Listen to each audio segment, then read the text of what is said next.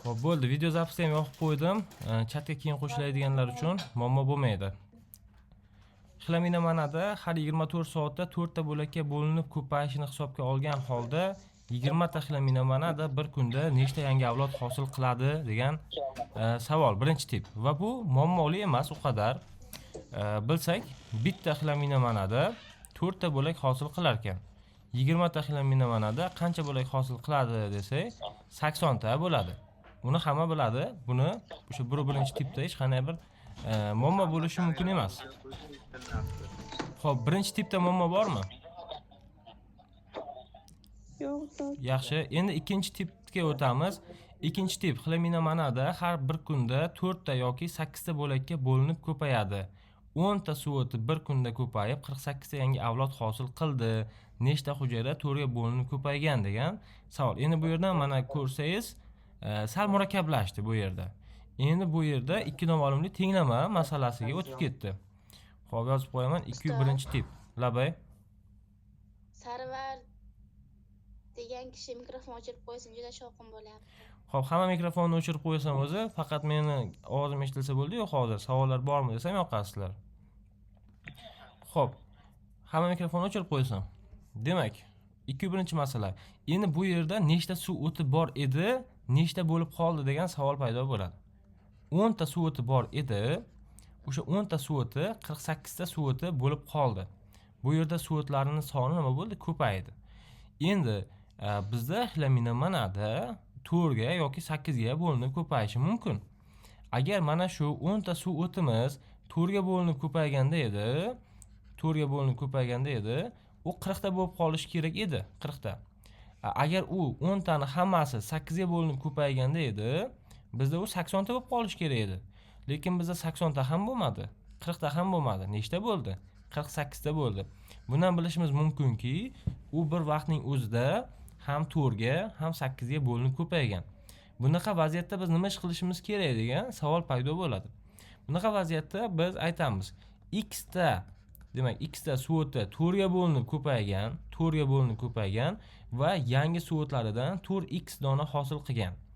Y ta suv o'ti 8 ga bo'linib ko'paygan, yozib qo'yaman, 8 ga bo'linib ko'paygan va 8y ta yangi avlod suv o'tlaridan hosil qilgan. Va endi yangi hosil bo'lgan suv o'tlari bizda 48 tani tashkil qilyapti.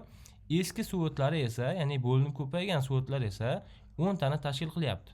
Va mana shu asosida biz tenglama tuzishimiz mumkin bo'ladi. Tenglamaga ko'ra x bilan y ni yig'indisi, ya'ni noma'lumlar yig'indisi 10 ga teng bo'lishi kerak. Mana bu yerda ko'rishingiz mumkin, 4x bilan 8y larning yig'indisi esa 48 ga teng bo'lishligi kerak ekan. Mana bunday holatda buni sistema holatiga keltiramiz. Endi mana shunaqangi tenglamalar bizda ikki noma'lumli tenglama deyiladi. Ya'ni bu yerda x ham noma'lum, y ham noma'lum holatda turibdi. Endi ikki noma'lumli tenglamani ishlashni faqat bir usuli bor. Nima usuli desa, ikki noma'lumli tenglamani, ikki noma'lumlikni bir noma'lumli tenglamaga aylantirishimiz kerak. Bir noma'lumni tenglamaga aylantirib olamizda va undan keyin o'sha bir noma'lumli tenglamani ishlab topa olishimiz mumkin bo'ladi. Faqat shu yo'li bor xolos. Endi mana shuni qanday amalga oshirishimiz mumkin? Ya'ni ikki noma'lumlikni bir noma'lumlikka qanday demak aylantirishimiz mumkin degan savol paydo bo'ladi. Uning 3 xil usuli bor. Yozib qo'yaman, 3 xil. Xo'p, birinchi xil usuli ikki noma'lumli tenglamani ishlashni, ya'ni ikki noma'lum tenglamani bir noma'lumli tenglamaga aylantirishni birinchi yo'li bu o'rniga qo'yish usuli hisoblanadi. O'rniga qo'yish. Yozib qo'yaman, o'rniga qo'yish. Mana bunday holatda. Endi uning ikkinchi usuli esa qo'shish usuli bo'ladi. Qo'shish. Undan keyingi usuli esa ayirish usuli hisoblanadi. Ayirish. Biz bilishimiz kerak, qachon ayirish, qachon qo'shish, qachon o'rniga qo'yish usulidan foydalanishimiz mumkin. Endi mana shu ko'rib turgan tenglamangizni biz uchala usulda ham havlabay chatda yozib olishni bosmabsiz? Bosganman. Men hozir MacBookni o'zidan yozyapman, sifatli yozadi shunda. Aha, xo'p. Yaxshi. Endi bu yerda buni biz bir necha xil usullarda ishlab ko'ramiz. Xo'p, qarang, o'rniga qo'yish usulida ishlashim uchun men mana bu yuqoridagi hadni biroz o'zgartirib olishim kerak bo'ladi. Yoki pastdagi hadni. Yuqoridagi hadni o'zgartirsam, misol uchun x teng y, xo'p, hozir bu yerda y deb yozdim. Xo'p, 10 minus y holatiga o'tkazsam bo'ladi, mana. Mana bunday holatda. Bilamiz, mana bu yerdagi musbat holatdagi y bu tarafga o'tganda manfiy bo'lib o'tadi. X teng 10 minus y holatda o'tadi. Endi mana bu yerda x demak bilishimiz mumkin 10 minus y ga teng. Mana bu yerda ham x bor. O'shaning o'rniga olib kelib qo'yamiz. Ya'ni bir narsani o'rniga boshqa birovni olib kelib qo'yganligimiz uchun ham bu o'rniga qo'yish usuli bo'ladi. Shu yerdagi x ning o'rniga 10 minus y deganni olib kelib qo'yamiz. Yozaman bu yerdan 4 ko'paytirilgan qavs bilan yozaman. 10 minus y qo'shilgan 8y teng 48. Xo'p, mana bunday holat bo'ldi. Endi mana bu yerda ko'paytirish bo'lsa, qavsni ochib yuboraman. Demak 40 qo'shilgan, xo'p, qo'shilgan debman, uzr, minus bilan bo'lish kerak. 40 minus 4y qo'shilgan 8y teng bo'ladi 48 ga. Xo'p, endi mana bu yerda minus 4y bilan mana bu yerdagi plus 8y bular ishorasi har xil bo'lgan sonlar. Bilamizki, ishorasi har xil bo'lgan sonlar bir-biridan ayrilib ketadi va kattasining ishorasi qo'yilishi kerak. Shunda 8 dan 4 ni ayirsam 4 bo'ladi. Bu yerda kattasi kim? Minus 4 kattami yoki plus 8 kattami desa, 8 raqami 4 dan ko'ra kattaroq va uning ishorasi musbat edi. Buni ishorasi manfiy edi. Shuning uchun musbat ishorada demak plus 4y qoladi. Bilamizki, musbat ishora bizda qo'yilmaydi. Oldida raqam bo'lmasa qo'yilmaydi. 4y teng mana bu yerdagi 40, endi albatta bu oddiy 40 emas, bu musbat 40, plus 40. Oldida hech qanaqa raqam bo'lmaganligi uchun, 40 ning yonida hech qanaqa raqam bo'lmaganligi uchun u yerdagi musbat qo'yilmagan. U bu yoqqa nima bo'lib o'tadi? 48 oldiga ayirish bo'lib o'tadi, manfiy bo'lib o'tadi. Chunki tenglikni bir tarafidan ikkinchi tarafga o'tkazayotganimizda uning ishorasi o'zgaradi. Shuning uchun yozaman 48 minus 40. Endi bu tenglamadan xo'p 4y teng 48 dan 40 ni ayirsam 8 qoladi. 8 y teng 2 bo'ladi. Y ni qiymatini topib oldik mana. Endi mana shu y ni qiymatini yuqoridagi mana bu narsaga olib borib qo'yishimiz mumkin. Mana bu yerda ko'rishingiz mumkin. Mana bunaqa holat qilganmiz. X teng 10 minus y degan demak holatga o'tkazib olgan edik. O'shanga olib borib qo'yishimiz mumkin. Yozaman bu yerdan x teng 10 minus y. O'sha yerdagi y ni o'rniga endi men 2 ni olib kelib qo'yishim mumkin. Yozaman x teng 10 minus 2. Demak 10 dan 2 ni ayiradigan bo'lsam 8 qoladi. Demak bundan xulosa x'imiz 8 ga teng ekan, mana. Mana bunday qilib buni belgilash kiritib qo'ysam bo'ladi. Xo'p, endi yuqoriga chiqamiz. Yuqoriga chiqamiz debman. Savolda nima so'ralgan edi? Xo'p, nechta hujayra 4 ga bo'linib ko'paygan deyapti. Biz 4 ga bo'linib ko'paygan hujayralarni qaysi harf bilan belgilab olgandik? X bilanmi, Y bilanmi? Xo'sh, X bilan belgilab olgandik, to'g'rimi? Mana bu yerda ko'rishingiz mumkin.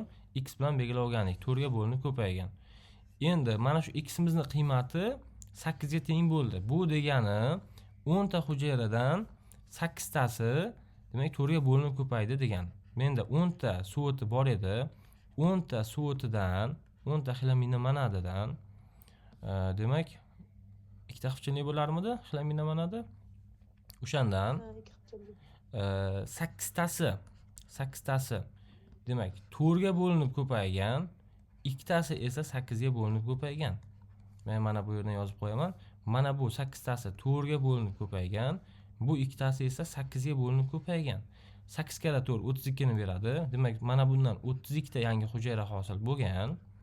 Bu yoqdan esa 8 kara 2 16 ni beradi. 16 ta yangi hujayra hosil bo'lgan.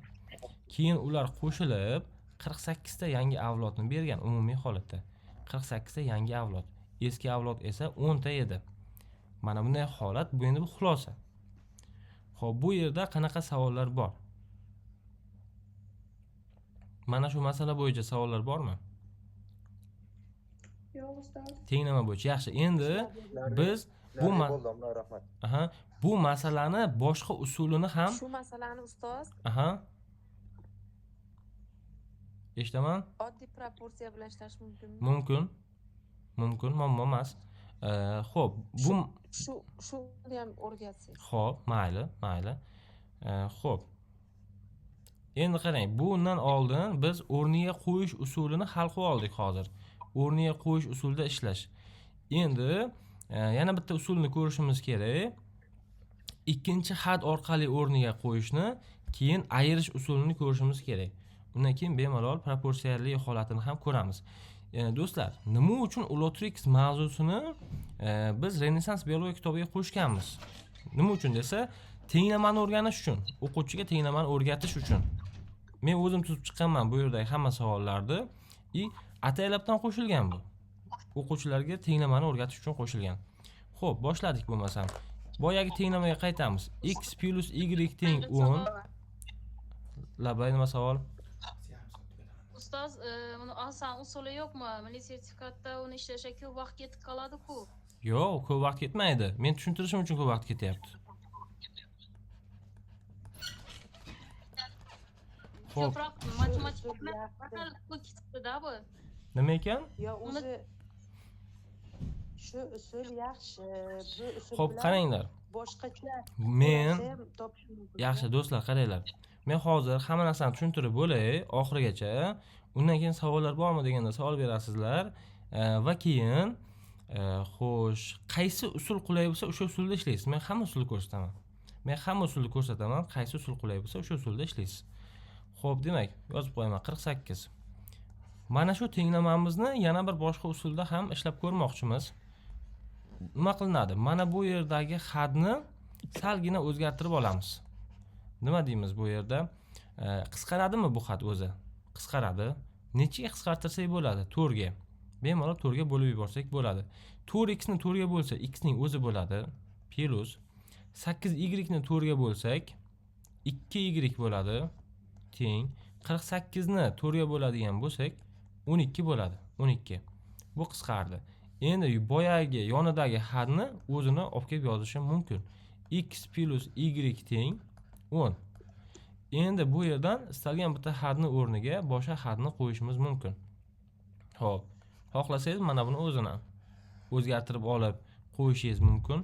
X teng 10 minus y deb mana bu x ni o'rniga siz 10 minus y ni olib kelib qo'yishingiz mumkin. Birinchi holatda yoki ikkinchisini o'zgartirishingiz ham mumkin. Mayli, buni hozir ko'rib chiqamiz. Xo'p, bu x ni o'rniga buni olib kelib qo'yadigan bo'lsam, qanday holatda ishlanadi? Xo'p, bu yerda 10 minus y qo'shilgan 2y teng 12. Mana bu yerda y'larning bittasi musbat, bittasi manfiy, qisqarsa y ni o'zi qoladi. Mana bu 10 bu tarafga o'tganda 12 dan 10 ayrilib ketib 2 qoladi. Demak, 12 minus 10 bo'ladi-da, y teng 2 bo'lib qoladi mana. Bu ham bitta usul. Xo'p, endi men buni o'chirib tashlayman hozir. Tushungan bo'lsalaringiz. Endi boshqacha bir holat ham qilishimiz mumkin bu yerda. Ikkinchi holat. Mana buni o'zini ham o'zgartirib olishimiz mumkin. Ya'niki x teng 12 minus 2y deyishimiz mumkin mana. X teng 12 minus 2y. Endi mana bu x'im 12 minus 2y ga teng bo'ldimi? Buni mana bu tenglamaga olib kelib qo'yaman. Ikkinchi holat bu. Yozaman endi 12 minus 2y, ko'ryapsiz, mana bu x ning o'rniga 12 minus 2y ni yozyapman. Plus y teng bo'lyapti 10 ga. Endi buni yaxshilab diqqat bilan kuzatib turing. Mana bu qanaqa raqam? Musbat raqammi, manfiy raqammi desa, bu manfiy ishorali raqam. Mana bu esa bu musbat ishorali raqam. Musbat va manfiy raqamlar o'zaro ayrilib ketadi har doim. Demak, yozaman 12 minus y teng 10. Bu yerda 2 bilan mana bu 2y bilan y ayrildi. Y ni o'zi qoladi va kattasi kim edi desa, minus 2y katta edi. Shuning uchun minus ishorani oladi, kattasini ishorasini oladi. Tasavvur qiling siz, minus 10 raqami bilan plus 8 raqamini qo'shmoqchi bo'lsangiz o'zaro, bu ikkalasini o'zaro qo'shmoqchi bo'lsangiz, ular qo'shilmaydi, ular ayriladi va kattasining ishorasini oladi. 10 dan 8 ayirasiz 2. Kim katta? -10 katta. Ya'niki 10 raqami 8 raqamidan kattaroq bu yerda. Shuni hisobidan, ya'ni bu yerda ishoraga qaramayapman men, raqamga qarayapman. Shuning uchun -2 bo'ladi qo'shganimizda. Endi yana bir teskari holatga ko'ra +12 bilan -10 ni qo'shmoqchi bo'lsangiz, mana bu ikkalasini, mana bu ikkalasini o'zaro qo'shib yubormoqchi bo'lsangiz, bular qarama-qarshi ishorali sonlar. Bular ayrilib ketadi. Bu yerda kim katta? 12 mi yoki 10 mi? Albatta 12 katta. Raqamga e'tibor beramiz. +12 dan, demak -10. 12 dan 10 da ayirsangiz 2 qoladi. Kattasining ishorasi, ya'ni 12 raqami katta, uning ishorasi musbat. Shuning uchun musbat 2 deyman. Xuddi shunday holatni bu yerda ham ko'rishimiz mumkin. Endi mana bu -y ni biz bu tarafga o'tkazamiz. Mana bu yerdagi 10 raqamini esa bu tarafga o'tkazamiz. Mana bu 10 raqami o'zi turibdi. Oldida hech qanaqa musbat manfiy degan narsa yo'q. Demak bu musbat 10. Manfiy bo'lsa qo'yilardi. Demak yozaman. 12 - 10 teng. Mana bu -y ni bu tarafga o'tganda +y bo'lib o'tadi. Chunki tenglikni bir tarafdan ikkinchi tarafiga o'tganda ishora o'zgaradi. Xuddi mana bu musbat 10 bu tarafga o'tganda -10 bo'lgandek. Demak yozaman y ning o'zi mana. 12 - 10 teng y. Demak bu yerda 12 dan 10 da ayirsam y teng 2 bo'ladi. Y teng 2 mana. Bo'ldi. Demak y'imizning qiymati nimaga teng ekan? 2 ga teng ekan deyman. Endi x ni topib qo'yish muammo emas. Y ni olib borib, mana bu yerga olib kelib qo'ysam, x ni topib olishim mumkin. X teng, xo'p, 12 dan, demak 2 kere 2 4. 12 dan 4 da ayirsak 8. X ni qiymati 8 ga teng ekan deb qo'yamiz. Mana bunday holatda. Bu ham o'rniga qo'yish usuli. Bu yerda musbat va manfiy sonlarni ko'rishimiz mumkin. Musbat va manfiy sonlar o'zaro qo'shilib ayrilganda qanday holatlar ro'y beradi. Xo'p, bu bo'yicha savollar bormi? Bu usul bo'yicha. Bu endi ikkinchisini o'rniga olib borib qo'yapman. Bu ham o'rniga qo'yish usuli hisoblanadi. Xo'p, savollar bo'lmasa, keyingi holatga o'tamiz, ya'ni ayirish usuli. Ko'p qo'llaniladigan usul ayirish usuli. Ko'pchilik o'rniga qo'yish usulini yoqtirmaydi. Xo'p, mikrofonni o'chirib qo'yamiz iloji bo'lsa. Ketdik. X + y teng 10. Mana bu usul hozir o'rgatadigan usul. Juda oson usul. 4x + 8y teng 48. Xo'p, endi bu yerda nima qilinadi? Bu yerda x yoki y ni yo'qotish tanlanadi. Qaysi birini yo'qotishimiz kerak? X ni yo'qotaylikmi, y nima deb tanlab olishimiz kerak. Deylik, keling bu yerda men x ni yo'qotmoqchiman. Uning uchun ikkita x'lar tenglashtirib olinadi. Bu tarafni demak nima qilishim kerak? 4 ga ko'paytirib yuborishim kerak x'larni tenglashtirish uchun. Xo'p, chunki bizning maqsadimiz x ni yo'qotib yuborish. Ko'paytiraman. 4x qo'shilgan 4y teng bo'ladi 40 ga. Endi pastdan yozaman yana ikkinchi xatni. 4x qo'shilgan 8y teng 48. Ketdimi? Mana. Endi bular ayrilib yuboradi. Bitta xatdan ikkinchi xat ayriladi. Shu yerda yuqori xatdan pastki xat ayriladi. Ya'niki katta xatdan kichik xat ayriladi. Bu yerda qaysi xat katta? Birinchi xat kattami? Birinchi yozilgan xat kattami? Ikkinchi yozilgan xat kattami degan savol bor. Albatta bu yerda ikkinchi yozilgan xat katta. Chunki 40 raqamidan ko'ra 48 raqami kattaroq. Shuning uchun bizda ikkinchi yozilgan xat katta xat bo'ladi. Shuning uchun katta xatdan kichik xatni ayiraman. 4x dan 4x ni ayrilsa, bular 0 bo'lib ketadi o'zaro. 8y dan 4y ni ayirsak, 4y qoladi musbat holatda. 48 raqamidan 40 raqamini ayirsak, demak 8 qoladi. Musbat holatda 8 ning o'zi qoladi. Demak y ni qiymati bu yerda 2 ga teng bo'ladi. Endi buni y ni 2 ekanligini bilganimizdan keyin birorta xatni tanlab qo'yishimiz kerak. Misol uchun yuqoridagi xo'p x + y teng 10 degan xatdagi y ni o'rniga 2 ni olib borib qo'yaman bu yerda endi. Yozaman x + 2 teng 10. Xo'p, endi pastdan yozaman yana x teng Endi mana bu 2 bu yoqqa minus bo'lib o'tgani hisobidan 10 minus 2 bo'ladi. X teng 8 ga teng bo'ladi. Mana bunday holatda x ni 8 ekanligini bilib olishimiz mumkin bo'ladi. Xo'p, bu bo'yicha savollar bormi? Bu usul bo'yicha. Bu usul ayirish usuli bo'ladi va bu yerda x ni yo'qotib yuborib, men masalani ishladim. Savollar bormi bu narsa bo'yicha? Yo'q, tushunarli ustoz. Xo'p, yaxshi. Endi bu yerda y ni yo'qotib yuborib ham ishlash mumkin edi. Hozir buni ham ko'ramiz. X plus y teng 10. Xo'p, pastdan yozaman yana. 4x qo'shilgan 8y teng 48.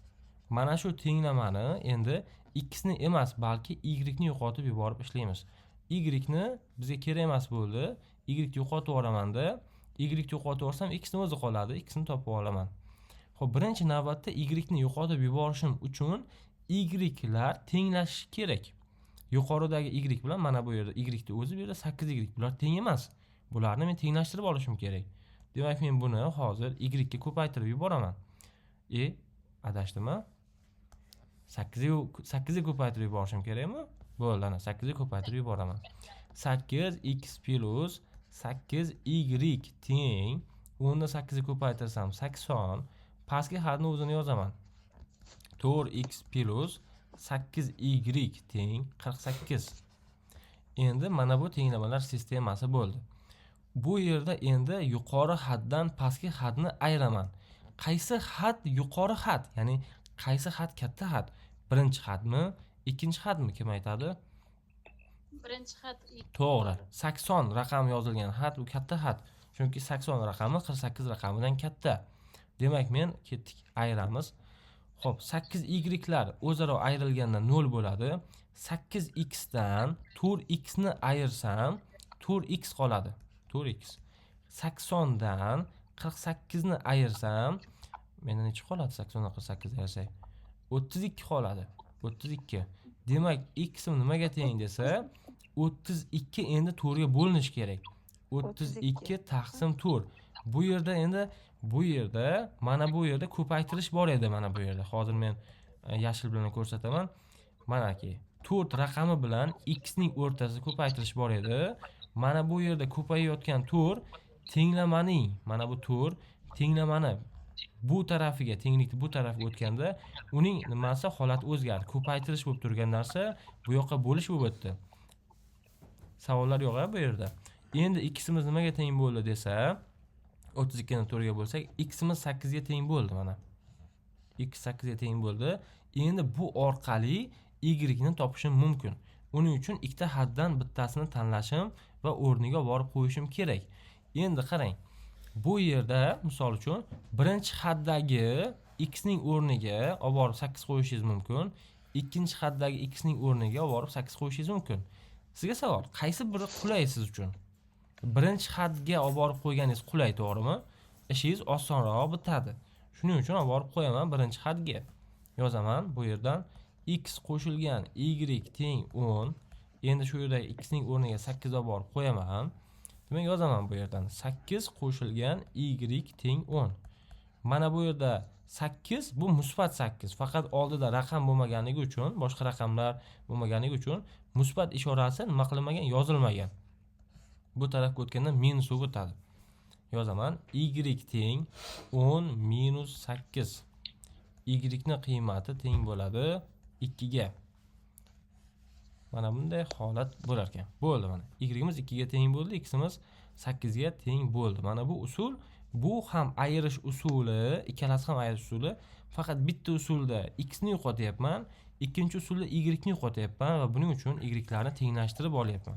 Savollar bormi? yo'q ustoz, rahmat. Aha, yaxshi. Endi mana bu yerga e'tibor beramiz. Tenglama ishlashni, demak, ikki noma'lumli tenglamani bir noma'lumli tenglamaga aylantirishni ushul usuli bor degan edik, gaplashgandik. Bu yerda endi o'rniga qo'yish ketdi. Ayirish usulini ham ko'rdik, lekin qo'shish usulini ko'ra olmaymiz bu yerda. Nega desa, qo'shish usulidan foydalanishimiz uchun bizda demak, musbat manfiy sonlar bo'lishi kerak. Xo'p, qarang. Qisqacharoq tushuntiraman. Mana bu yerga e'tibor bering. Mana bu yerga tenglamaga e'tibor bering. Mana bu yerdagi tenglamada, mana ko'ryapsiz? Mana bu tenglamada y'larim teng emas, x'larim teng, to'g'rimi? Mana shu ikkita x'im ham ishorasi qanday turibdi? Ikkita x'imda ham ishora musbat holatda turibdi. Ya'ni ikkita x'imning ishorasi ham bir xil. Endi bir xil ishorali bo'lsa, ularni yo'q qilish uchun nima qilish kerak? Ayirish kerak. Shuning uchun bu yerda hozir ayirish usulidan foydalandik. Agar mabodo shu yerda mana bu musbat, mana bu manfiy holatda turganda edi, men mana shu x'larni yo'qotish uchun, mana shu x'larni yo'qotib yuborish uchun nima qilgan bo'lardim shu yerda? Endi ayirgan bo'lmas edim. Men endi bu yerda qo'shgan bo'lardim. Tushundingizmi qachon qo'shish usuli ishlatiladi?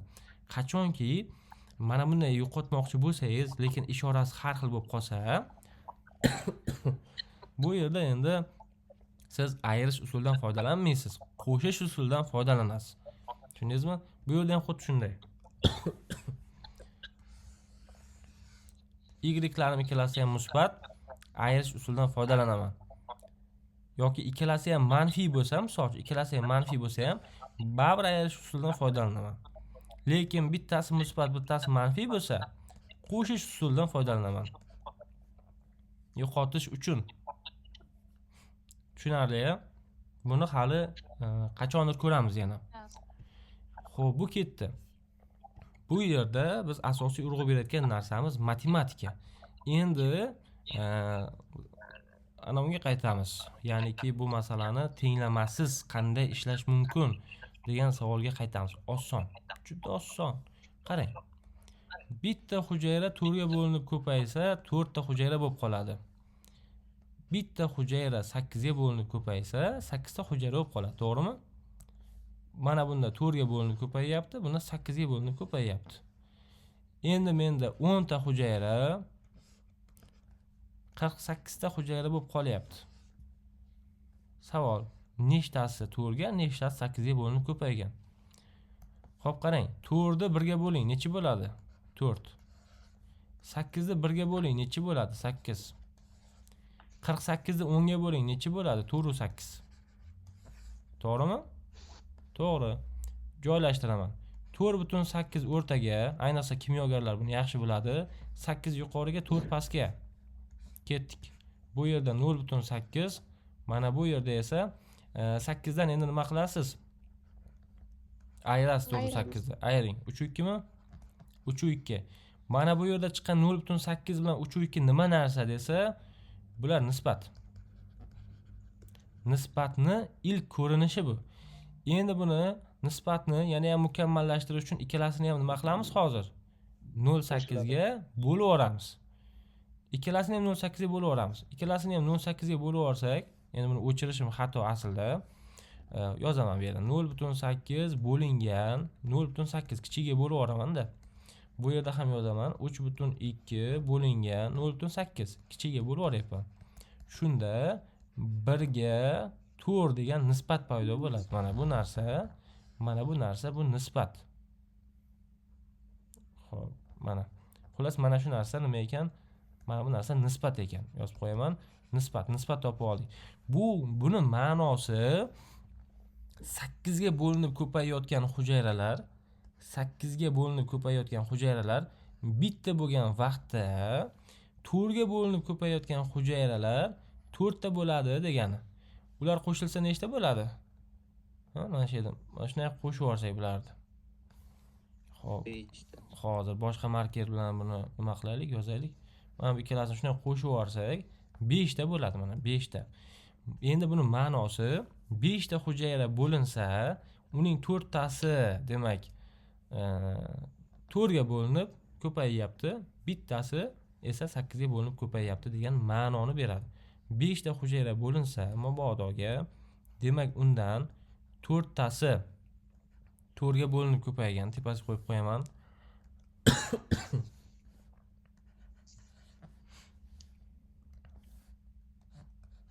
Bittasi esa 8 ga bo'linib ko'paygan. Endi bizda nechta hujayra bo'lingan? Kim aytadi? Nechta hujayra bo'lindi deb aytdi bizda? 10 ta. Demak, nechta hujayra 4 ga bo'linib ko'paygan desa, 8 ta nechta hujayra birga bo'linib ko'paygan desa 2 ta bo'ladi. Mana bu diagonalniy usul. Buni diagonalni ma'nosi nisbat chiqarishda. Ko'pchilik bilmaydi diagonalni. Mana bu kimyogarlar ham endi hamma demoqchi emasman. Ko'pchilik o'quvchilarni nazarda tutaman-da.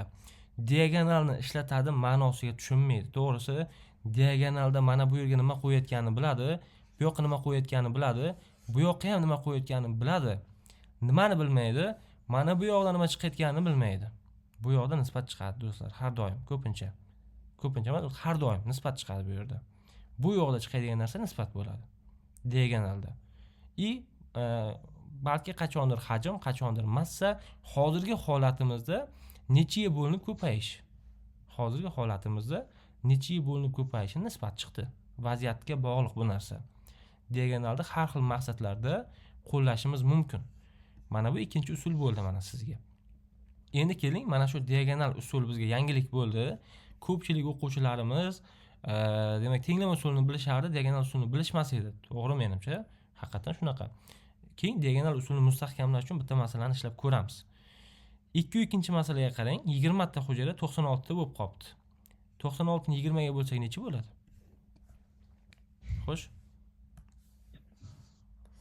4-8. Yana 4-8 bo'ldimi? Yozaman. 96 bo'lingan 20 teng 4-8. Yana o'shanga qo'yamiz. Ketdik. 8 4.8 olib qo'yaman. Bu yerda demak 0.8, bu yerda esa 3.2. Buning ma'nosi nisbat degani. Bitta chiziq tortib qo'yib, bu yerni yozaman. 1 ga 4. Mana qo'shsa 5. Endi ko'pchilik ustozlar yoki ko'pchilik nima holatda mana bunday qilib turib 10 deydi-da.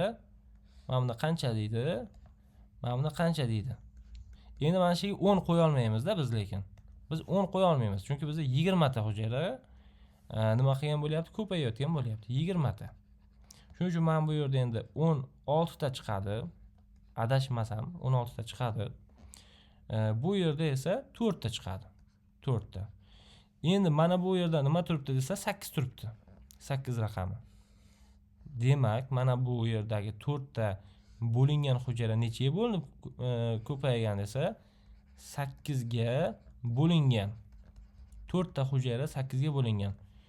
Endi mana bu yerda 4 raqami turibdi. To'g'rimi? Mana bu yerdagi 16 ta nechaga bo'lingan desa, bular ko'payayotganda 4 ga bo'linib ko'paygan. 4 ga bo'lingan deb qo'yaman mana.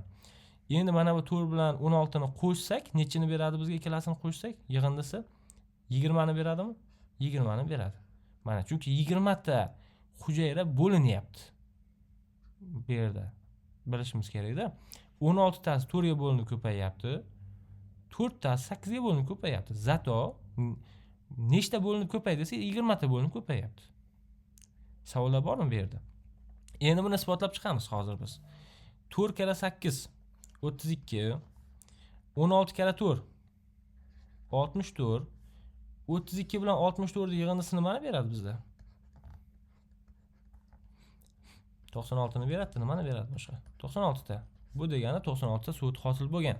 20 ta suvi bo'lingan, 96 ta suvi hosil bo'lgan. Shu 20 taning ichidan 16 tasi 4 ga bo'lingan, shu 20 taning ichidan 4 tasi 8 ga bo'lingan degan ma'noni beradi. Savollar bormi bu bo'yicha? Diagonal usul bo'yicha savollar bormi? Xo'p, yaxshi qarang. Mana menda savol bor edi. Marhamat. Mana 0.8 bilan 3.2 chiqyapti-yu. Xo'p. Shuni bir-biriga qo'shib olib turib 4 chiqadi. 4 da 20 ta deb olsak, 3.2 da 16 da 0.8 da ham 4 ta chiqadi. Qarang, siz aytayotgan narsa bilan biz aytayotgan narsa bir xil. Siz aytayotgan narsa bilan biz aytayotgan narsa bir xil. Lekin o'sha 0.8 bilan 3.2 o'zi aslida nisbatmi? Nisbat. Nisbatda butun son ishlatish mumkinmi? Yo'q. Matematik jihatdan nisbatda 0.8 tani ishlatish mumkin emas. Ya'niki sizga savol. Bitta hujayra 4 ga bo'linib ko'paydi deyishim mumkinmi? Ha, mumkin. 0.8 ta hujayra 4 ga bo'linib ko'paydi deyishim mumkinmi? Yo'q, mumkin emas. Nimaga? 0.8 ta hujayra bo'la olmaydi. To'g'ri. Endi qarang, mana bu yerdan siz 2 3 masalani hozir diagonal usulda ishlab ko'ring hozir. Hammangizda daftar bor, uyingizda sharoitingiz bor. Hozir tezlashtiringda 2 3 ni diagonal usulda ishlab 10 raqamini chiqaring. Sizga 2 minut muhlat. Xo'p.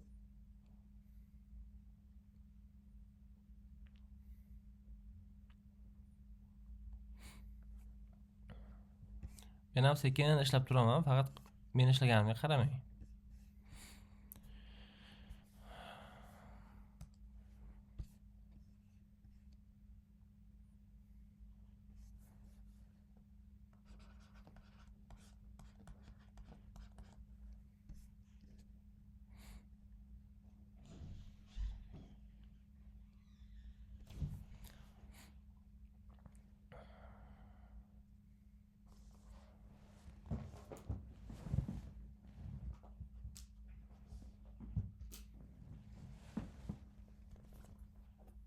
Bizga masalani o'tib qo'yasiz ustoz. Hozir 1 minut. Hozir shuni ochib qo'yaman. Mana ko'rinyaptimi endi? 2 3 masala. Ko'rinyapti. Ara. Bu butun sonli chiqar ekan, lekin sal qiynab qo'yish mumkin.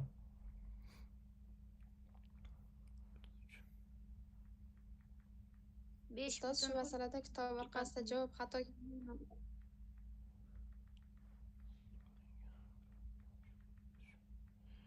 1 ga 2 nisbat chiqyaptimi?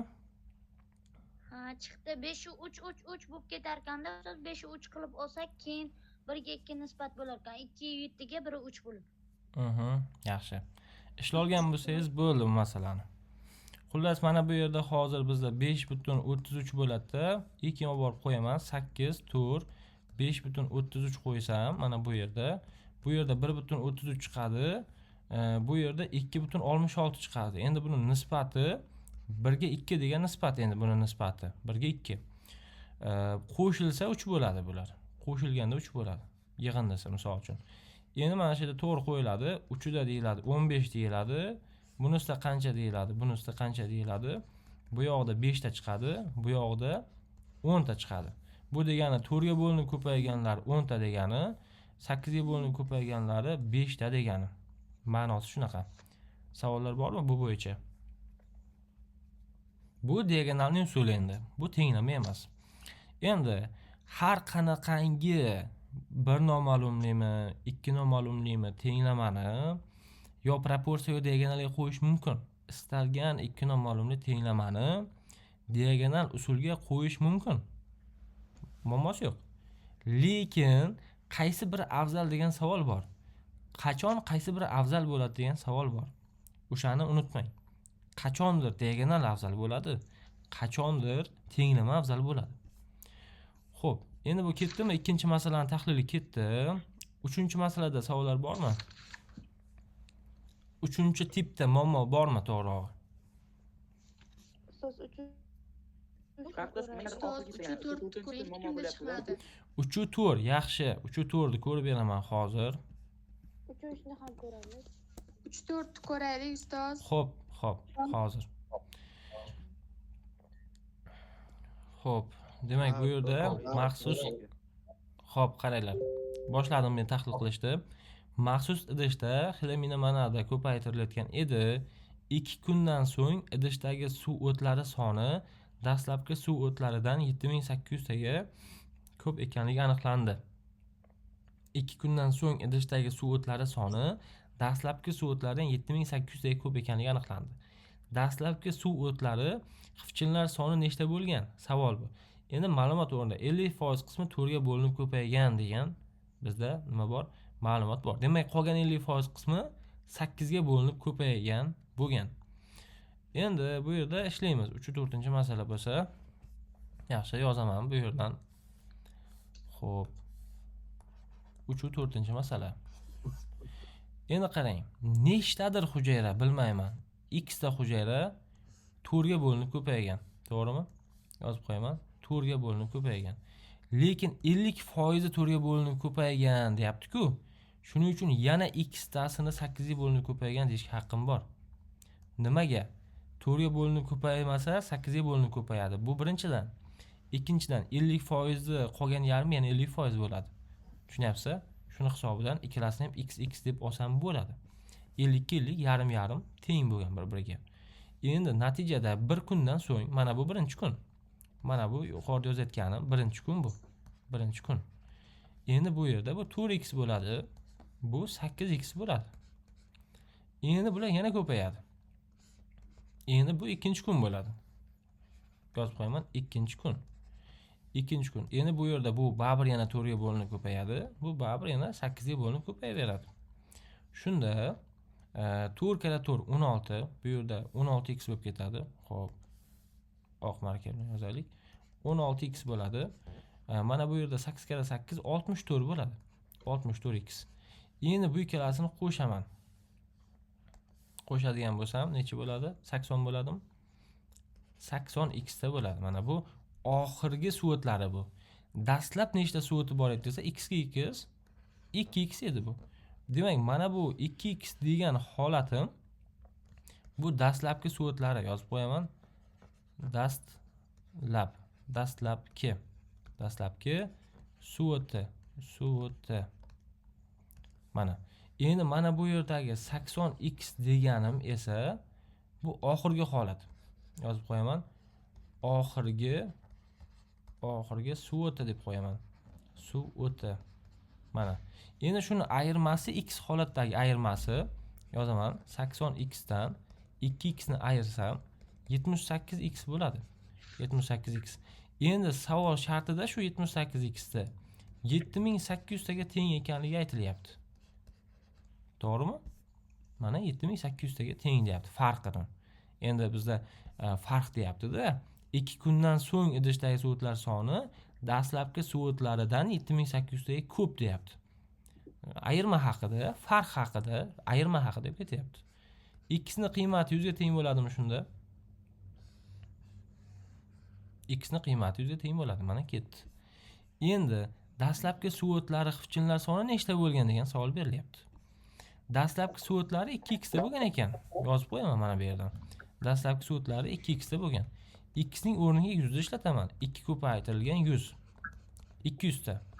Demak, 200 ta dastlab so'ti bo'lgan. Endi xilamina manada nechta xifchinlik o'zi? Ikkita xifchinlik. Demak, mana shu yerdagi 200 ni ko'paytiraman 2 ga. 400 ta bo'ladi. Bo'ldi. Demak, javob nima ekan? Javob 400 ekan. Mana bu 400 ta deganim bu javob. Endi bu yerda 400 ta degan javob A javobga to'g'ri keladi. Lekin C javobni to'g'ri deb ketilgan, bu yerda endi adashilgan. Xo'p, mana 400 tani belgilab qo'yaman hozir men. Bo'ldi. Savollar bormi bu bo'yicha? Ustoz, mana 3 ga ham chiqmay qoldi işte. 3 ham shunga o'xshash. Xo'p. 3 kundan so'ng deyapti. Faqat 4 ga bo'linib ko'paygan deyapti. Bunda muammo yo'q, hozir ko'ramiz. Qarang. 1 minut. Yo'q, ustoz 3 ga ham chiqmadi. Shu ko'rib beraymi? 50 chiqdimi? 50 yoki 100 chiqib qolgan bo'lishi mumkin. Menimcha ana shu tipdagi masalalarni hammasini javobi xatoda. Bo'lishi mumkin. 8 olib ketib, 4 olib ketib qolingan bo'lishi mumkin xifchinlar sonini. Qolyapti-da, lekin javob yo'q ekan. 50 chiqdi-da javobi. 50 chiqdimi? Hozir. Qolyapti-da, ko'rib. Hozir ko'ramiz. 3 ko'rib beraman. Xo'p, qaraymiz. Demak, x da bo'lgan, ular hammasi 4 ga bo'linib ko'paygan. Birinchi kundan keyin 4x da bo'lgan, ikkinchi kundan keyin 16x da bo'lgan. Bu birinchi kun, yozib qo'yaman bu yerdan. Birinchi kun. Mana bu yerda ikkinchi kun bo'lgan, ikkinchi kun. Endi bizda 3 kundan so'ng deganlik uchun yana ketadi bu. Xo'p, faqat 4 ga bo'linib ko'paygan deyapti. 16 ni 4 ga ko'paytirsak 64x bo'ladi. Endi mana bu 3-kun. 3-kun. Ketdimi? Endi biz aytayapti, 3 kundan so'ng idishdagi so'tlar soni dastlabki so'tlardan 3150 taga ko'p ekanligi aniqlandi deyapti. o'zi bizda ana shu 3 kundan keyin 64x bo'ldi. Dastlab qancha edi? X ta edi. O'shalarning farqi nimaga teng? Farqi desa 63x ga teng. O'sha teng bo'lyapti 3150 ga. X nimaga teng bo'ladi deymiz? Hozir 3150 ni bo'lib yuboramiz 63 ga. 50 bo'lar ekan. X ni qiymati shunaqa mikrofonni o'chirib qo'ysalaringiz zo'r bo'lardi. Xo'p, x ni qiymati 50 ga teng bo'ldi. Endi x ni qiymati 50 ga teng bo'ldi. Menda so'ralayotgan narsa dastlabki so'tlar xifchinlar soni nechta bo'lgan deyapti. Bizda so'timizda ikkita xifchin bor dedik. Ikkita xifchin bo'ladigan bo'lsa 50 ni ko'paytiraman 2 ga. Demak 100 ta bo'lgan ekan. 100 ta. Mana shu narsa javob bo'ladi bizda. Mana. Javobdan 2 hissa kamroq. Boya mana ko'rgan bo'lsangiz 800 belgilangan edi, lekin 400 ga to'g'ri keldi. O'sha yerda adashilganda 2 hissa kamroq bo'lib qolgan. Yo 2 hissa ko'proq olib ketilgan javoblarga 100 ta bo'lishi kerak. Xo'p, bu bo'yicha savollar bormi? Yo'q, ustoz. Yo'q. Yaxshi. Mikrofoningizni o'chirib qo'ying. Nega 63x yozildi? Qarang, men aytyapman, dastlabkilardan oxirgilar ayrildi. Eng oxirgi so'tlari bilan eng dastlabki so'tlari ayrildi. Ha, rahmat domla. Rahmat. Yaxshi. Xo'p. Endi qaranglar, 4-tipda muammo yo'q menimcha. Muammo bormi yo? Muammo yo'q-a? Kim? Yo'q, yo'q. Muammo. Qaranglar, kimdadir muammo bo'lmasa indamasin, muammosi borlar, menda muammo bor desam bo'ldi. 4-tipda muammo bormi? Yo'q demak. 5-tipda muammo bormi? Yo'q. 6-tipda muammo bormi? Yo'q. 7-tipda muammo bormi? 7-tipda muammo bormi? Assalomu alaykum ustoz. Ana shu 7-tipni tushuntiryaping. Yaxshi. Nechinchisini? Nechinchisini? Demak farqi yo'q. 701-sini tushuntiramiz. Ular trikiz jinsiz ko'payishda hujayralar 1/3 nisbatda 4 ga va 8 ga bo'linib ko'paydi. 10 ta hujayra bo'lingan bo'lsa, nechta yangi ip hosil bo'lgan? Do'stlar, bu yerda nisbatan xatolik bor. Nega desa 14 ga bo'linmaydi. Lekin endi bu masala-ku. Masalada shunaqa xatoliklar bo'lib qoladi-da ba'zan. Uni inobatga olmay ishlab ketamiz endi hozir. Mana shu yerda 10 da 20 qilib qo'ysak, misol uchun 20. Javob ham 70 emas, 140 chiqishi mumkin. Xo'p, endi biz eng to'g'ri yo'nalishda o'rgansak bo'ldi-ku. Mana shu 701 da o'rganamiz endi. 20 ta hujayra bo'lingan bo'lsa, nechta yangi ip hosil bo'lgan degan savol deylik. 1/3 nisbatda bo'linib ko'paygan. Xo'p, endi nima ekan? Xo'p. Bo'ldi, 701-masalani ishlaymiz. Xo'p.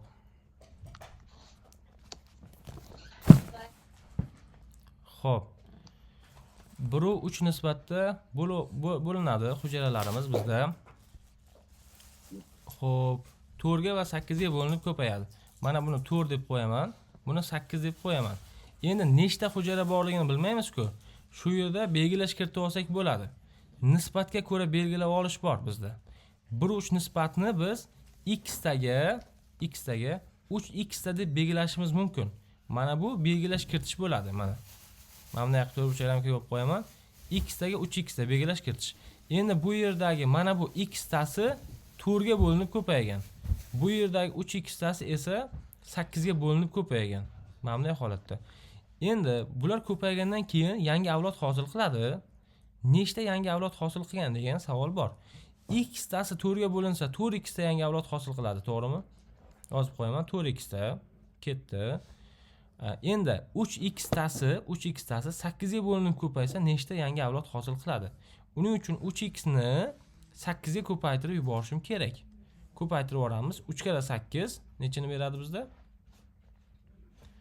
Xo'p, 24 deb beradimi? 24x bo'ladi mana. Mana bunday holatda yangi avlodlar hosil qildi. Mana bunday holatda ramka yopib qo'yaman. Ketdi. Bu yerdagi x'im, mana buni belgilab qo'yaman. X'im nimaga aylandi? Tur x ga aylandi. Ko'rib turibsiz? Mana tur x ga aylanib qoldi. Tur x. Mana bu yerdagi 3x'im, mana bu yerdagi 3x'im ular ko'payib, mana ko'rib turibsiz, 24x ga aylandi. Shu vaqtda x'im tur x ga aylanguncha 4 ga bo'linib ko'paydi. 4 ga bo'linib ko'paydi. Endi mana bu 3x'im 24 ga aylanguncha 8 ga bo'linib ko'paydi. 8 ga bo'linib ko'paydi. Oxirida oxir oqibat nechta hujayra bo'lib qoldi? Mana shu yerda. Xo'p, oxirida nechta hujayra bo'ldi? Qo'shib yuborsam 28x ta hujayra bo'ldi. Dastlab nechta hujayra edi o'zi? Qo'shsam 4x ta hujayra edi. Demak, oxir oqibat 4x ta bo'lgan hujayralarim menda 28x ta bo'lib qopti. Xo'p. Hozir 28 ta bo'lib qopti mana bunday holatda. Endi shu yerda proporsiya qilaman. 4 da 28 deyman. Menda nechta bergandi? 20 ta bergandi. 20 ta. Nechta deyman, misol uchun. Yoki 10 ta bergan bo'lsa, 10 tasida nechta deyman. Mana. Xo'p, endi bu yerda hisob kitob qilsak bo'ladi. 4x dan 28x ga o'tib qolish uchun 7 marta ko'payish kerakmi? 7 ga ko'paytirsak to'g'ri keladi. 28 bo'lingan 4 7. Da. Endi 20 ni 7 ga ko'paytirsangiz 140 bo'ladi. 10 ni 7 ga ko'paytirsangiz 70 bo'ladi. Tushundingiz-a? Demak, mana shu usuldan foydalanamiz. Bu yerda muhim ahamiyatga ega bo'lgan joyi belgilash kiritishda 1, ikkinchisi o'zgarishlar. Belgilash kiritganimizdan keyin ham o'zgaryapti. O'shanda.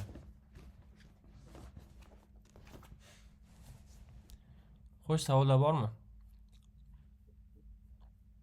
Yo'q. Bu masala bo'yicha va belgilash kiritish bo'yicha. Labay, eshitaman. 3-tipda o'qiganimda 3-tipda 3-uchisida ozgina muammo bo'ldi-da. Biz uni ko'rib bo'ldik, video chat yozib olingan, o'shandan qaytib ko'rasiz. 7-1 boshqa usulda ishlagan bo'lsa ham to'g'ri bo'ladimi? 70 chiqargan bo'lsa ham. 70 chiqargan bo'lsa. Endi buni boshqa usuli bor. Boshqa usuli qanday bo'ladi? Hozir ko'rsataman boshqa usulni ham. Mana shu 20 ta misolda ko'rsatib ketaman boshqa usulni ham. Boshqa usul mana bunday holatda bo'ladi, qarang.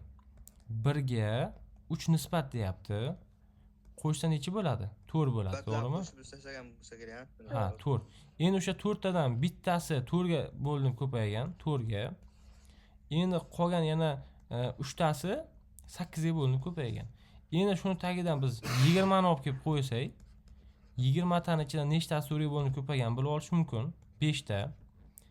Mana bu yerdan bilishimiz mumkin 15 ta. Demak, 15 tasi 8 ga bo'linib ko'paygan, 5 tasi 4 ga bo'linib ko'paygan degan xulosa kelib chiqishi mumkin. Unda endi 5 ko'paytirilgan 4 teng 20 deyiladi. Bu yerda esa 15 ko'paytirilgan 8 15 8 ko'paytirsa necha bo'lardi? 15 ko'paytirilgan 8 120. 120 ta. Endi bular qo'shilganda 140 ta bo'ladi. Mana bular qo'shilganda 20 ta bo'ladi mana. 20 ta hujayra bo'linib ko'paygandan keyin 140 ta bo'lib qolgan. 4 ga va 8 ga bo'linib ko'paygan. Savollar bormi? Yo'q. Ustoz, bu menimcha 17 yo 4 tada 17 4 ta negadir xato chiqdi. Menimcha undan buyog'ida hech kimda xato bo'lmasa kerak. 17 yo 4 da? Ha. 17 yo 4 gacha hali bor hozir. 8-tipda muammo yo'qmi? Yo'q. 9-tipda muammo yo'qmi? Muammo bo'lsa bordinglar, bo'lmasa nima qo'yaveringlar. Yaxshi. 10-tipda muammo bormi? 10-tipni ko'rmaymiz hozir, kerak emas bizga. Mana shu 10-tip kerak emas. Xo'p, 11-tipda muammo bormi? Yo'q. 12-tipda muammo bormi? 11-tipda.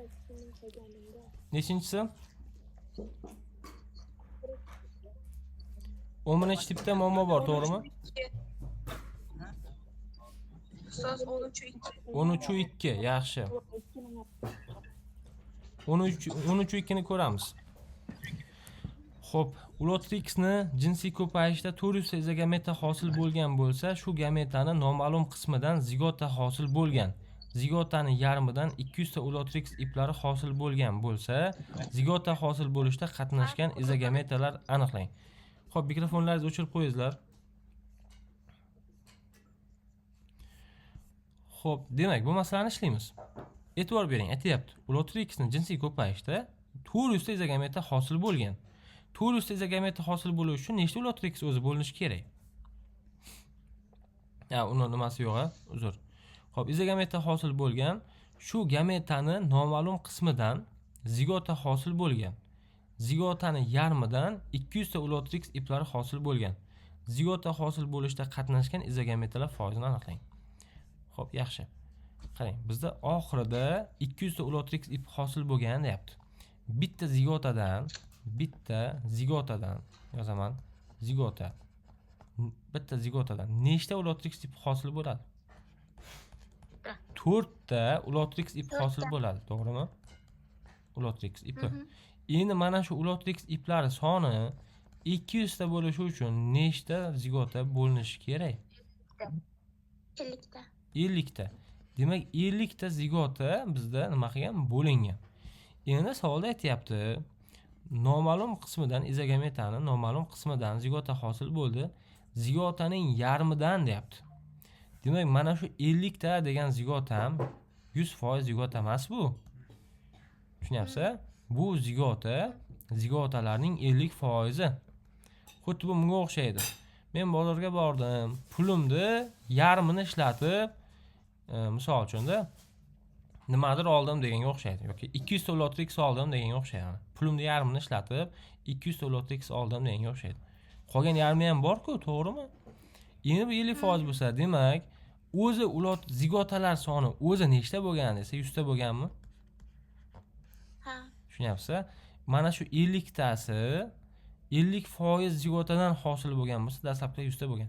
Endi bu yerda mantiqni ishlatsa ham bo'ladi yoki matematikani ishlatib 50 tasi 50% ekan, yarmi ekan, 100% qancha, ya'ni hammasi qancha bo'lgan o'zi desa, matematikani ishlatsa ham bo'ladi bu yerda. 100 ta kelib chiqadi. Demak, 100 ta zigota bo'lgan, uni 50%, ya'ni yarmi 50 tasi bo'linib ko'paygan ulotrix iplarni hosil qilgan desa bo'ladi. Endi 100 ta zigota ham o'z-o'zidan hosil bo'lmagan. Bilamiz. Bitta zigota hosil bo'lish uchun ikkita izogameta qo'shilganda, bitta zigota hosil bo'ladi. Bitta zigota hosil bo'ladi mana bunaqa. Xo'p, misol uchun. Endi demak, ikkita izogametadan bitta zigota hosil bo'ladi. Menda 100 ta zigota hosil bo'lishi uchun nechta izogameta kerak edi? 200 ta izogameta kerak edi. 200 ta. O'zi menda nechta izogameta bor edi? Savolda berilgan. Umuman 400 ta. 400 ta. Menda o'zi 400 ta izogameta bor edi. 200 ta izogameta zigota hosil qildi. Zigota hosil qilishda qatnashdi. Qolgani qatnashmadi. Endi menda shuni foizda hisoblab ber deyapti. Sonda emas, foizda hisoblab ber deyapti. Sonda 200 ta, foizda qancha deyapti. Yozaman. 400 ta izogametam bor edi. Ularda hammasi qatnashganda edi. 100% derdim. Xuddi 400 ming plyus bor edi. Hammasini ishlatsangiz 100% hamma plyusni ishlatib o'rgan bo'lar edingiz, misol uchun. Lekin siz hammasini ishlatmadingiz, yarmini 200 tasini ishlatdingiz. Qancha bo'ladi deb proporsiya qilganda bizda 50% chiqadi bu yerda. Shunday. Savollar bormi? Yo'q. Bu 13-ikkinchi masala edi. Xo'p. 17 tur tushuntirsangiz bo'ladi-da. 17 tur? Ustoz, undan oldin 13-ga bir yo'nalish beravering. 16-1 ga ham bitta qarab bering. Xo'p. Hozir sekin 13 xuddi o'shani o'zi.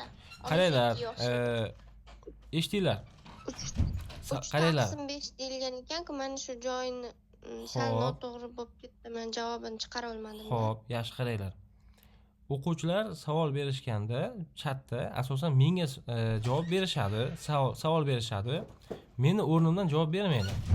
Ustoz, menga mana shu masalani ko'rib bering dedimi? Mendan so'rayapti, sizdan so'ramayapti.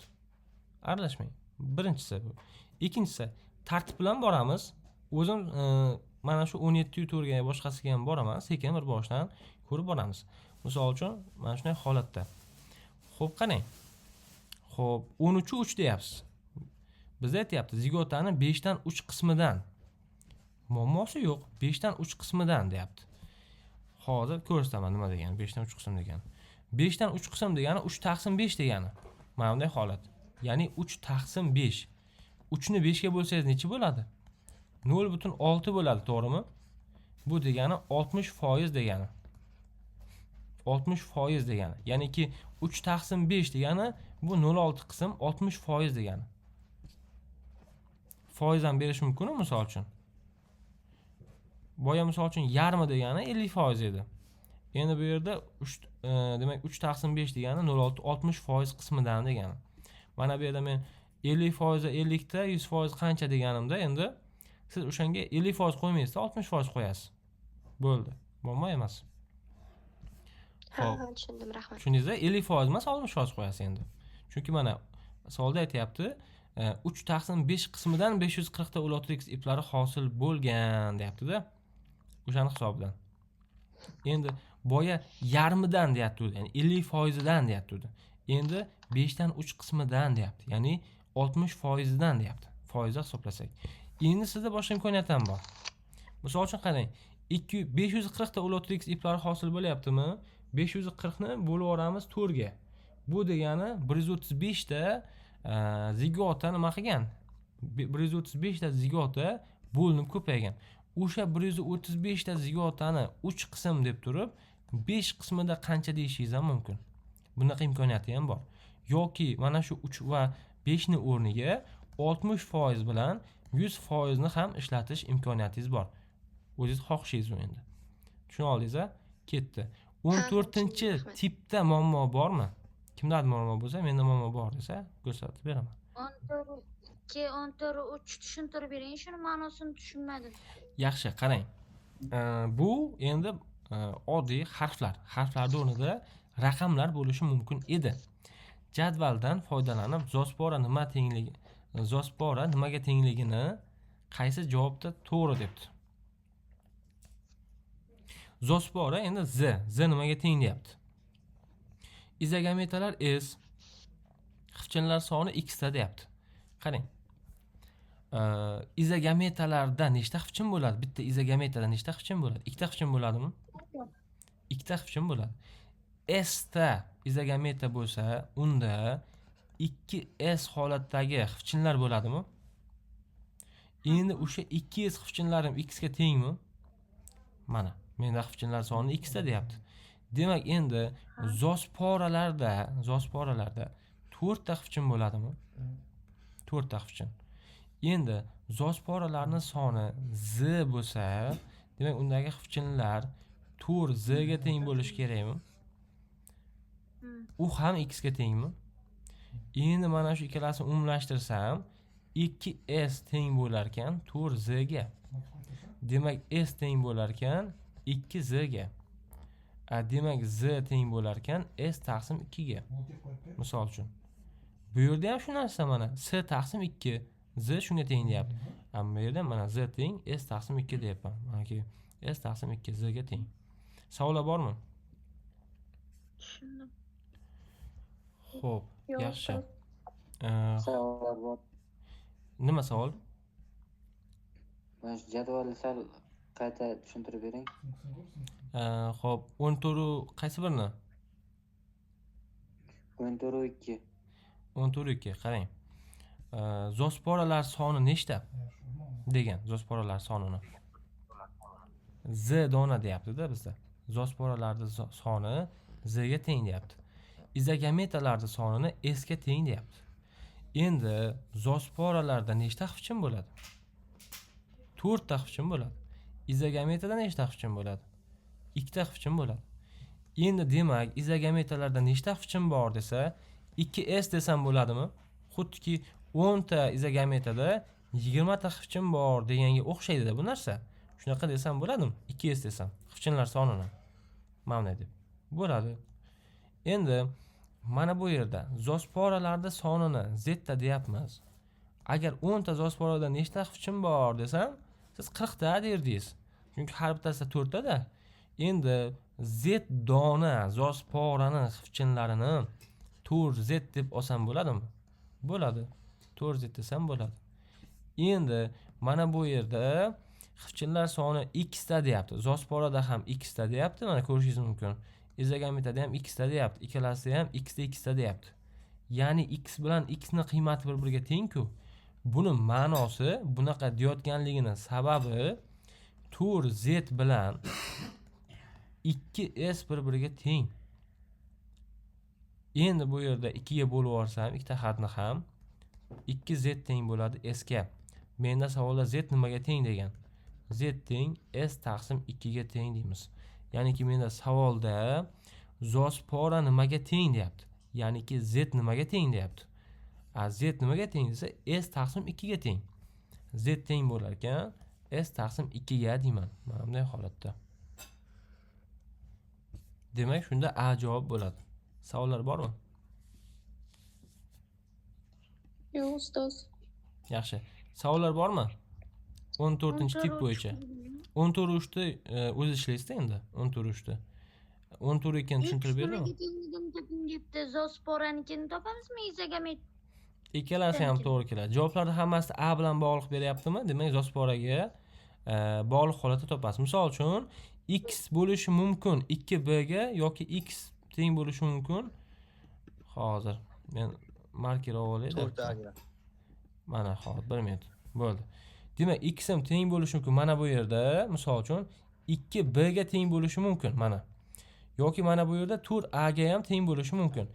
Endi x teng 2b degan javob yo'qmi? O'zi b lik javoblar yo'qmi? A lik javoblardan qidirasiz. Tushundingizmi? Shunda to'g'ri javob B bo'ladi. Savollar? 17 yu 4 shu mening negadir xatomi deb o'ylayapman, yana bilmadim. Hozir ko'ramiz. 17 4. 15 ga 3 tushuntirib bering. Hozir 1 minut. Ulotrix jinsiz va jinsiy usulda 15 ga 3 ustoz. Xo'p, hozir Ulotrix jinsiz va jinsiy usulda ko'payganda jami 400 ta zospora va izogameta hosil bo'ldi. Ularning xivchinlar soni esa 960 tani tashkil qildi. Zosporalar sonini aniqlang. Xo'p. 320 ta chiqardim. Zospora bilan izogametalar sonini x, y holatda belgilash mumkin bemalol. Hozir. Zosporalar sonini x desam, izogametalar sonini y desam, yig'indisi 400 bo'lyapti. 400. Endi zosporada 4 ta xivchin bor, 4x. Izogametada 2 ta xivchin bor, 2y. Ularning yig'indisi bizda nechta deyapti? 17 4 mi? 960 ta deyapti. Yozaman 960 ta. Endi bu yerda 4 ga ko'paytirib yuborsam, misol uchun 4x plus 4y teng bo'ladi 1600 ga. 1600 ga.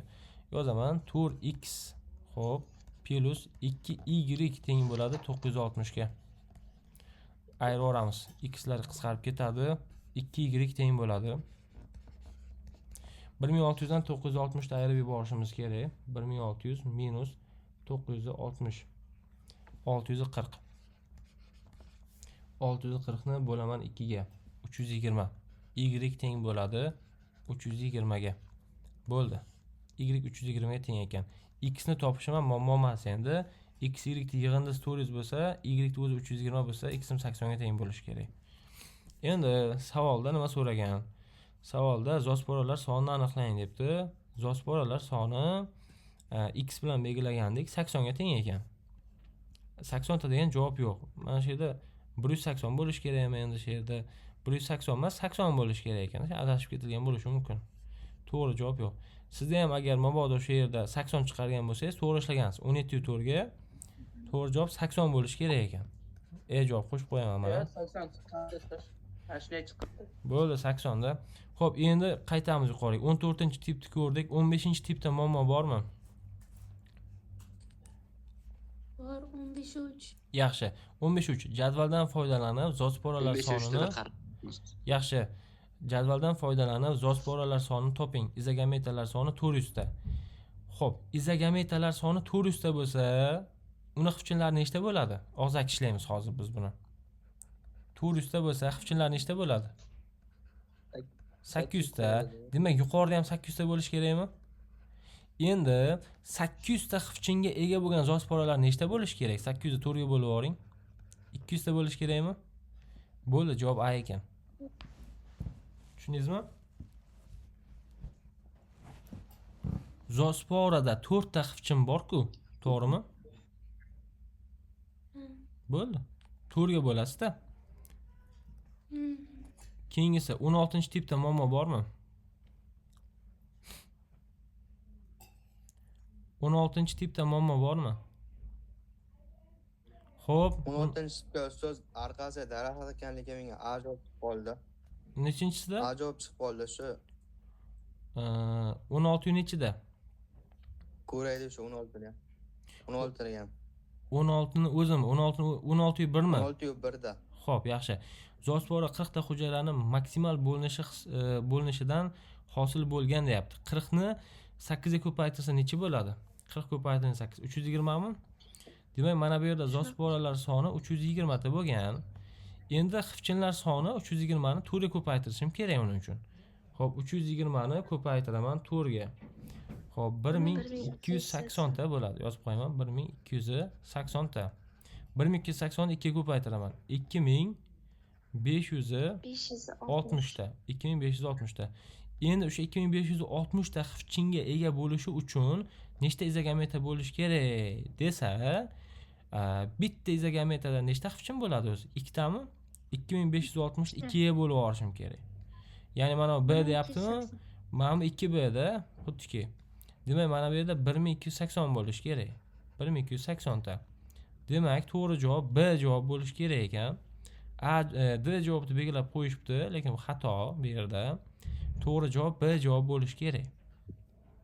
Savollar? Lekin ustoz bizga bu ulotrix iplarini so'ramaganmi bunda? Ha. Ikkita izogametadan to'rtta to'g'ri. hosil bo'ladi. To'g'ri, izogametalardan nechta ulotrix ipi hosil bo'lgan? Men adashdim bu yerda. Hozir to'g'rilaymiz.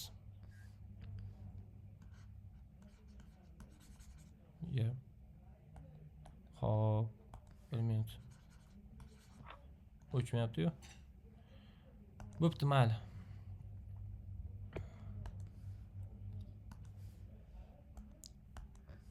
Demak, 2560 ta bo'lsa, 1002 bo'lsa, 1280 ta bo'lsa, izogametalar 1280 tadan nechta demak zigota hosil bo'ladi? 1280 tadan 640 ta. 640 ta. Endi uni 4 ga ko'paytirishim kerakmi?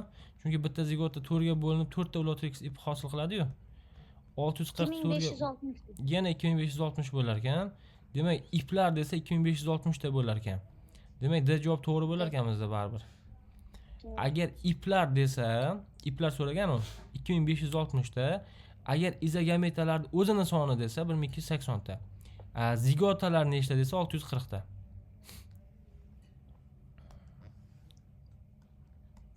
Achaga 320 qayerdan keldi so'z mana shuni bitta yana qaytarib tushunib turaverasizmi? Qaysiga? 320 mi? 320 qo'ydi-yu, ana shu. Aha. Mana shu. Zosporalar 40 ta hujayrani maksimal bo'linishdan hosil bo'lgan. Ulotrix qanaqa suvoti? Bir hujayralimi, ko'p hujayralimi? Ko'p hujayrali. Ko'p hujayrali. Demak, suvni tubida unda rizoid bo'ladi. Mana bunday holatda rizoid qismi. Hozir men buni belgilab qo'yaman. Xo'p, mana bu rizoid. Undan keyin u ko'p hujayrali-ku u suvoti. Unda yana boshqatda mana bunday qattana yoki talon deyiladi, adashmasam. Mana bunday holatda hujayralar ketadi mana. Endi mana shunaqangi hujayralardan mana shu bitta hujayra 4 ga bo'linib ko'paysa 40 ta hujayra bo'linibdi. Qiyosiy holatda shu yerda 40 ta hujayra bor desam, 40 ta hujayra 4 ga bo'linib ko'payibdi.